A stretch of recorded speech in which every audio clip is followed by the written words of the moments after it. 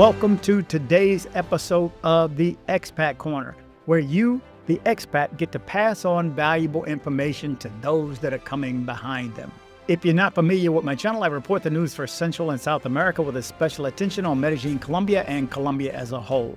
I do these videos for visitors that want to know before they go, as well as for expats who want to hear the news in English. Quick heads up. Americans in Colombia applying for a visa now need an FBI background check. Get yours in 24 to 48 hours using OnCall Colombia. OnCallColombia.com. The information is in the description and here on the screen. Make sure you tell them Rob sent you. Now, this episode is going to be solely on the Expat's Corner. So I think I have 3 stories. Let me see. 1, 2 I'm going to read, and then 1 audio.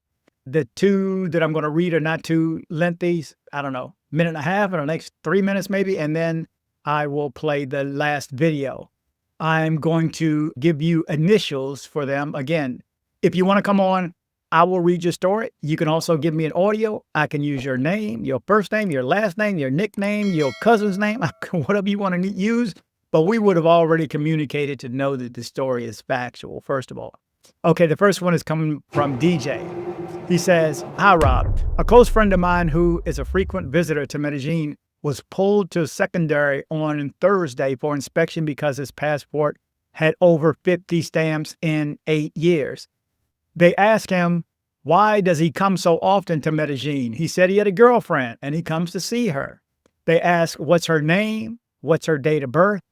What did he do prior to meeting her? How long had they been together? They tossed his bag, which was a carry-on, went through his pants pockets and even his bags. Went through his medicine bottle." He speaks fluent Spanish, by the way. "They're targeting single male men that have a lot of stamps in their passport. They didn't go through his phone because he was responding quickly." So, again, demeanor. "There were about 8 to 10 black males in the back holding room. There was also a middle-aged man yelling that he had his lawyer on the phone, and one of the agents responded he didn't give a shit about his lawyer. Obviously, they are targeting males that visit often and don't have an agenda." And stick with me to the end because I want to address the agenda part again, utilizing TripIt, which is my organizer, the app that I use to organize all my travel. Okay, the next one is from R. Again, I'm going to use initials. He says, "Yes, I'm a retired school teacher returning from a trip with another friend back to NYC. I go through the scanning machine with my carry-on with no problem. I did inform them that I had a right hip replacement so that I have metal screws and rods in my hip and my legs after an operation. About 30 to 45 minutes after going through the machine, I hear my name being called to come to the front. They wanted to check me again and my bag, asking me to remove my sneakers. It seemed like I was in a room with half the Americans prior to the flight. The people checked looked very young without a badge or a gun and like they were doing some sort of training exercise. After being thoroughly checked for the second time, I was released. I was walked into the plane and to my seat as if I was a criminal. I sat down in relief. After sitting down, another flight attendant came over and asked me for my passport ID about 15 to 20 minutes after sitting down like another person will be sitting in his seat. It was ridiculous. Unnecessary scrutiny for a 57-year-old retired NYC school teacher." So we went back and forth again, and I asked him, I said, "Can I read your story?" And in his response, he gave me the following. "Yeah, it's okay to read my story. What makes it worse now is that when I returned from Puerto Plata Airport this past September, they had me on a random additional security check. After going through the scanning machine, they wanted to check my fingerprints. It was actually pretty quick and smooth. I wasn't worried about it because I'm a retired school teacher, not a criminal. I've been going to the DR since 2010 with friends and family 2 times, 3 times a year and never had this issue. The point that I'm making is once they do a random check in Cartagena or wherever, now they want to continue checking you everywhere and every time you're returning home. The random check was actually pretty quick in the DR. It was ridiculous, very time-consuming and humiliating returning from Cartagena. They had me hemmed up in a separate room for 20 to 25 minutes, other Americans from the flight for at least 30 minutes with sneakers off like criminals." What? I don't get that. I've heard of taking your shoestrings, but the agents didn't have guns or badges and young under 25, like they were in training or something. What a waste of time after going through the scanner and removing sneakers initially. After they walked me to the plane and I sat down, another TSA agent came over asking me for my passport literally 15 minutes later, as if another person would be sitting in his seat. Like I said before, he said it was crazy. That's a crazy story. Next up, I have David, and this one is a good all-around commentary on life in Colombia. And again, offers info on your demeanor and how you should respond when someone's approaching you and asking you these things. Being adversarial, probably not a good idea. You want to be agreeable, but kind of understand your rights. So again, we have asked Vanessa, our channel attorney, to research this. Hopefully she'll get back with me soon this week. But let's jump into David's audio right away. Check this out. Hi, Rob. This is David. Thank you so much for sharing your information with me. Let me start by saying how much I appreciate your hard work and creating all these amazing videos. I really enjoy watching your program. It's a great source to stay updated regarding travel to Colombia and Latin America. A little bit about myself. I have been in Colombia a few times. I enjoyed the weather, the culture, music, food, and found Colombian some of the most amazing people I have ever met. I consider myself as a decent human being. I'm a medical doctor. I don't smoke. I don't drink. I never done drugs. I don't chase women. And I treat everybody with respect and dignity. And when I go to Colombia, I try to help many people, homeless people. When I go to a restaurant, I tip very good, just to show them that I appreciate their hard work. I go and visit, places like Guatapé, El Centro. I try to get to know the culture. So this is the purpose of my visit to Colombia. And I had nothing but good experience in Colombia until my last visit in Colombia last week. When I arrived in the airport and was waiting in the custom line, I was approached by an agent asking me to follow him to another room where some other men were waiting to be searched. And they searched my luggages. There was nothing except I had some condoms and a massage oil and some Viagra. They took picture from that, which was very strange to me. I'm single. I don't have kids. I don't chase women. But I think there is nothing wrong to have a condom or a Viagra in your luggages. And I'm pretty sure a lot of people take that with them when they go for vacation as well. Then they said what I do in Colombia. And I said, I go to places like Guatapé. And they asked me to show them some picture. And when I opened my phone, they took my phone without asking me for permission. They went through my pictures and my text messages for 15 to 20 minutes. And finally, they gave it back to me and said, I'm free to go. I want to mention here that I'm very glad that they do whatever they do in order to capture the bad guys, those inhumans who go to countries to take advantage of innocent people. But at the same time, I found it extremely disturbing and disrespectful to go through someone's private picture, videos, text messages. And I definitely felt my privacy was invaded. They were also in Colombia not very professional, and I had the impression that they were a little bit judgmental, thinking that every man who goes to Colombia has some bad intention. I had many pictures on my iPhone, family pictures, and some pictures from my ex-girlfriend. But again, all of them adults, nothing illegal. Anyway, here's some infos. When I came back to US, the TSA asked me to go to US Custom and Border Protection for secondary inspection. I think they marked my file. And again, They went through my luggages, but they were extremely polite and professional.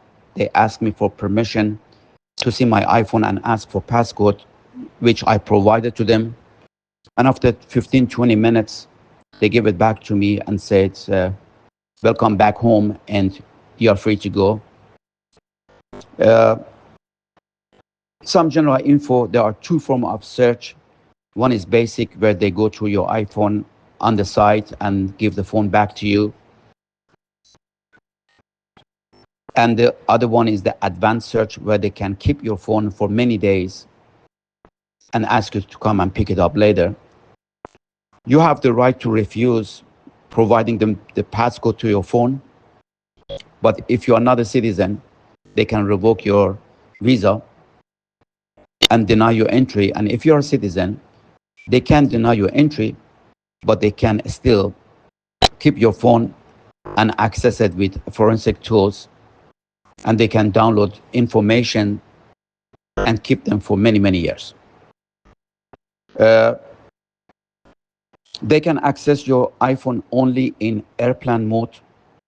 Basically, whatever is physically downloaded in your hardware, in your phone, they can access that, but they cannot access your iCloud or any information that is stored somewhere else and not on your iPhone.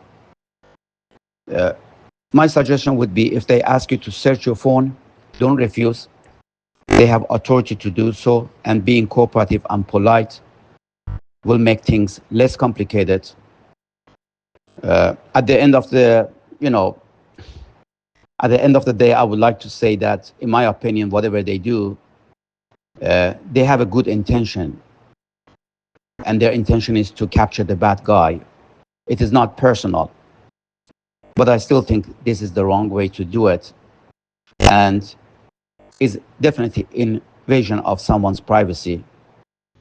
And it would be, in my opinion, much better if they go after those bad guys, maybe undercover in Parque Aires or El Centro or wherever those guys are usually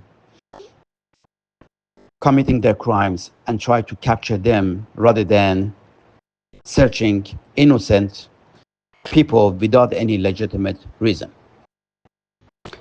My advice, if you travel to Colombia or any other country, be respectful towards people and culture. If you date a woman, don't forget these are someone's sister or daughters. Treat them with respect and dignity. And try to leave a good impression for yourself as a visitor to these countries, because whatever we do in these countries will leave a lasting impression about us, who we are. And if we really try hard to keep that good image, we will continue enjoying these amazing countries and cultures and being able to travel to them. And unfortunately, there are only few bad guys who are destroying everything. Thank you, Rob, for all you do. I really enjoy your channel, and I wish you and your program much success. And best of luck to all your audience. Take care. There you go. It's getting challenging, man. Again, flights now, I used to love to fly, just the process of flying, going to the airport, waiting, and wondering, where am I going? Where's everybody going? Like I did it when I was a kid, that sense of wonderment. Now, it's really a means to an end, unless you get first class. I'd even say unless you get the big seat on Spirit. Don't all you Spirit haters, I know, I'm a Spirit hater. But the big seat works if you can get a good price for it. So go when the times are odd, so you can get the seat at a decent price, where others that are flying Spirit, most people fly Spirit are trying to be cheap, including myself. So they're not going to spend any extra money to be in the big seat. But you know that the big seat is still good. It's first class. It's a first class seat. Doesn't recline, and it's got no class. But, you do get free snacks, free drinks. You get on first, you get off first, your bags are free. So you get the gamut of everything else. But I also wanted to address the possibility of checking your bag using Secure Wrap or any other service at an airport. If you're not familiar with Secure Wrap is, they take your bag. They're in most international terminals. You put your bag in it, and they have like a cellophane wrap that wraps around it. Just a machine that just wraps around while they hold the wrap. And they just pop the wheels out and pop the handles out, but it is wrapped. Nobody's getting into that. And the good part is if TSA does decide they want to open your bag, which I found every time I use it, it kind of deters them from wanting to open it.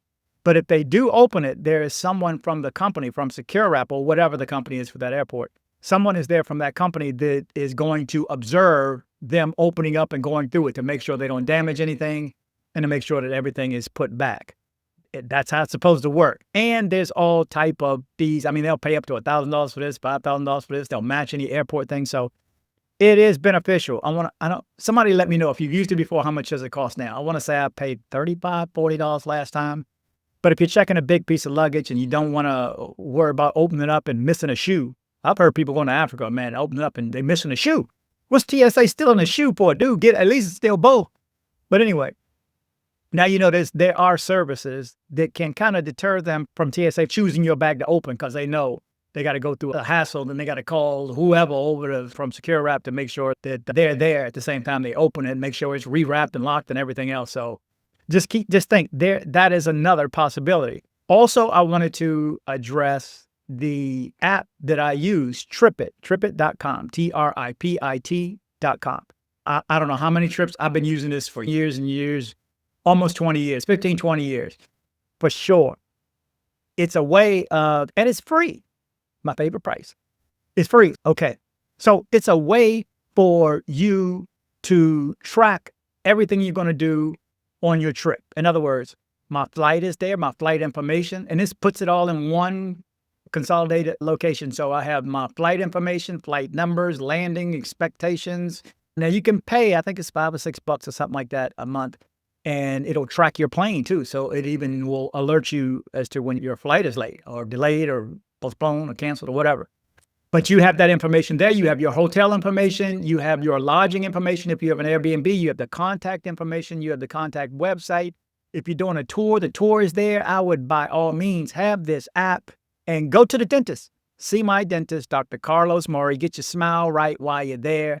That is something to have on your list. Hey, I'm coming to see my dentist. Everything. And then, I'm going to party while I'm here, but I'm coming to see my dentist. Or I'm coming to take some tours. Take some tours. Have those tours logged in. Have the contact information. I'm sure if you use Nomad Travel, which of course is Andres, he's our guy. He's our channel guy. So you want to take a tour, any type of tour, he'll set it up for you inside the city, outside the city.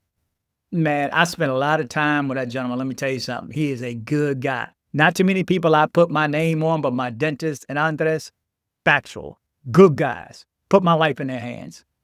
So anyway, keep that in mind. There is a way that you can track it. So when you get questioned at security, you can show right here, oh, here's my airport. Here's where I'm supposed to land. Here's my Airbnb. Call them.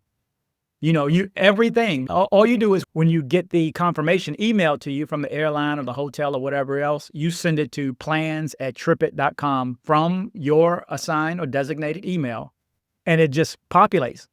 Nothing more you need to do.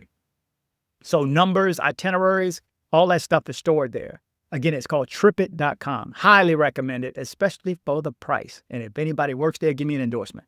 Anyway, you're up to date with the latest on expat travel news, advice.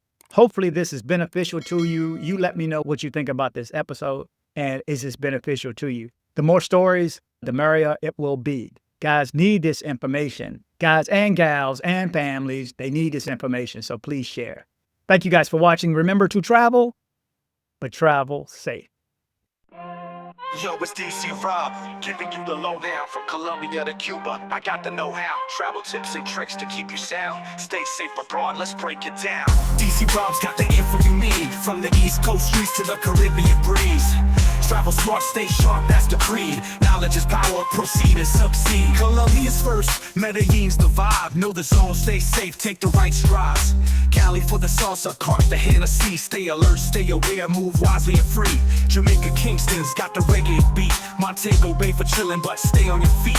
Respect the locals, know the culture's way. With dcbornrob's tips, you'll be okay. dcbornrob's got the info you need, from the East Coast streets to the Caribbean breeze. Travel smart, stay sharp, that's the creed. Knowledge is power, proceed and succeed. Mexico's next, Cancun's the spot, Mexico City's bustling, but know the hot spots. Pyramids and beaches, culture so rich. Stay in the loop, avoid the glitch. Dominican Republic, Punta Cana's fine. Santo Domingo's lively, but watch the line. Puerto Rico, San Juan's old charm. With DC Rob's guide, avoid the harm. Cuba's unique, Havana's old streets. Know the history where the past meets.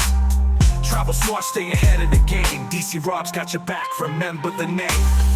DC Rob's got the info you need. From the East Coast streets to the Caribbean breeze.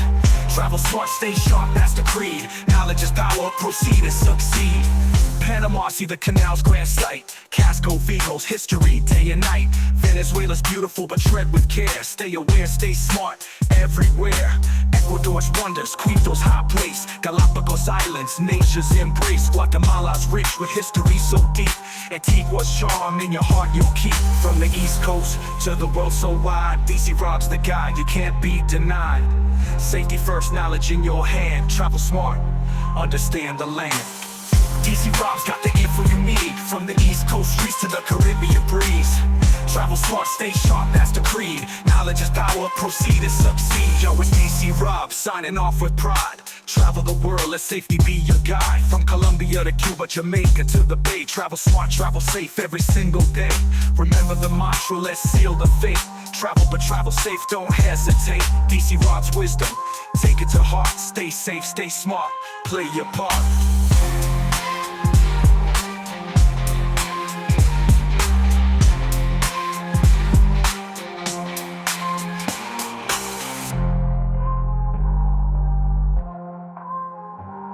Yo, it's DC Rob,